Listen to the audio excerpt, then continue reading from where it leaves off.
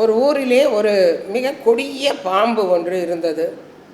அது ஒரு மலை துவாரத்திலே வசித்து கொண்டு வந்தது.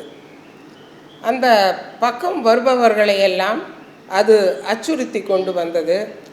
மாடு மேய்ப்பவர்கள் அனைவரும் அங்கே தான் மாடு மேய்க்க வேண்டும். ஆனால் இந்த பாம்பை கண்டு அவர்கள் அனைவரும் அஞ்சினார்கள். அப்பொழுது அந்த இடத்திற்கு ஒரு முனிவர் ஒருவர் வந்தார்.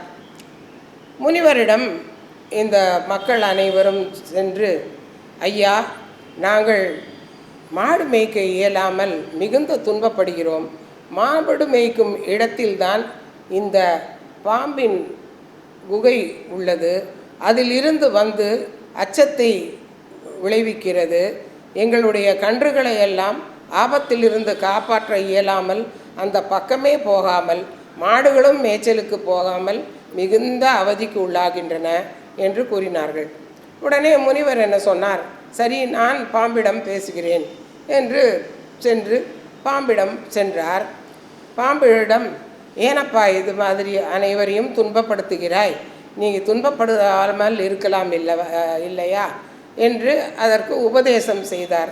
நீ நல்லவனாக இரு என்று அதற்கு உபதேசம் செய்துவிட்டு அவர் சென்று விட்டார். சில நாட்கள் ஆயின. வந்து பார்த்தார், மக்கள் அனைவரும் மிகுந்த சந்தோஷத்துடன் எங்கேயோ ஒரு பாம்பை பார்த்து கல்லெறிந்து கொண்டிருந்தார்கள். இவர் பார்த்தார், நாம் பார்த்த பாம்பு எங்கே போயிற்று என்று தேடினார். அந்த பாம்பு மெதுவாக நகர்ந்து இவருடைய காலடியிலே வந்தது. அவர் உபதேசம் செய்த அதே பாம்பு. அதை பார்த்து இவருக்கு ஒரே ஆச்சரியம்.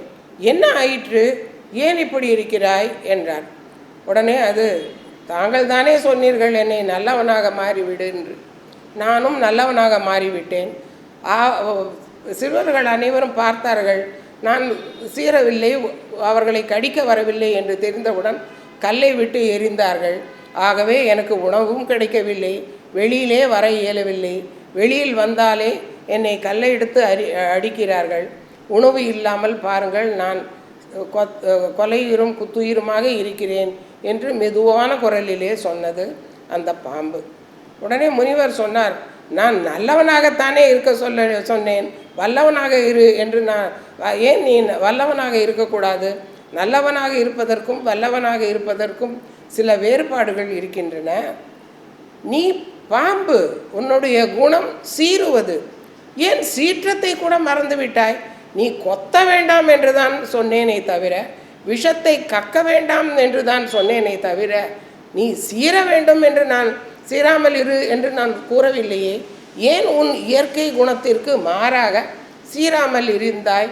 அதனால் தான் உன்னை இவ்வாறு செய்து விட்டார்கள் என்றார் முனிவர். முனிவருடைய உபதேசத்தை கேட்டு, ஆமாம், நாம் தான் தவறாக புரிந்து கொண்டோம் என்று அது முதல் யாரை பார்த்தாலும் சீர ஆரம்பித்தது அந்த பாம்பு. அதற்கு பிறகு அதற்கு உணவும் கிடைத்தது, அதுவும் நல்ல நிலையிலே இருந்தது. ஆகவே நல்லவனாக மட்டுமே இருந்தாலும் எந்த காரியத்திற்கும் ஆகாது, வல்லவனாகவும் இருக்க வேண்டும். இயற்கை குணத்தையும் விடாமல் கடைபிடித்து பயமுறுத்தவாவது செய்ய வேண்டும் என்பதனை இந்த பாம்பின் வாயிலாக நாமும் கற்றுக்கொள்ளலாம் அல்லவா?